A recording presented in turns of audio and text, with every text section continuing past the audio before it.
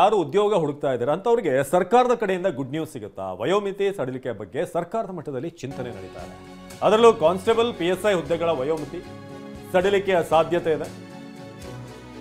2 ವರ್ಷಗಳ ವಯೋಮಿತಿ ಸಡಿಲಿಕೆಗೆ ಈಗ ಸರ್ಕಾರ ಚಿಂತನೆ ನಡೆಸಿದೆ. ಇದನ್ನು ಸಡಿಲಿಕೆ ಮಾಡಬೇಕು ಅಂತ ಕಾನ್ಸ್ಟೇಬಲ್ PSI ಹುದ್ದೆಗಳ ವಿಚಾರವಾಗಿ ಯಾರು ಉದ್ಯೋಗ ಅರಸ್ತಾ ಇದ್ದಾರೆ ಅವರಿಗೆ ಒಂದು ಗುಡ್ ನ್ಯೂಸ್ ಕೊಡೋದಕ್ಕೆ ಸರ್ಕಾರ ಮುಂದಾಗಬಹುದಾ?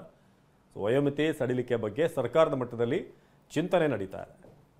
ಕಾನ್ಸ್ಟೇಬಲ್ PSI ಹುದ್ದೆಗಳ ವಯೋಮಿತಿಯ ಸಡಿಲಿಕೆ ಮಾಡೋದಕ್ಕೆ ಈಗ ಚಿಂತನೆ ನಡೀತಿರೋದು. 2 ವರ್ಷಗಳ ವಯೋಮಿತಿಯನ್ನು ಕಡಿಮೆ ಮಾಡಬೇಕು ಅನ್ನೋದರ ಬಗ್ಗೆ ಈಗ ಚಿಂತನೆ ನಡೀತಾ ಇದೆ. ಹಾಗಾಗಿ PSI ಕಾನ್ಸ್ಟೇಬಲ್ ಹುದ್ದೆಗಳಿಗೆ ಅಪ್ಲೈ ಮಾಡುವಂಥವ್ರಿಗೆ ಸರ್ಕಾರದ ಕಡೆಯಿಂದ ಒಂದು ಒಳ್ಳೆಯ ಸುದ್ದಿ ಬರುವಂಥ ನಿರೀಕ್ಷೆ ಇದೆ.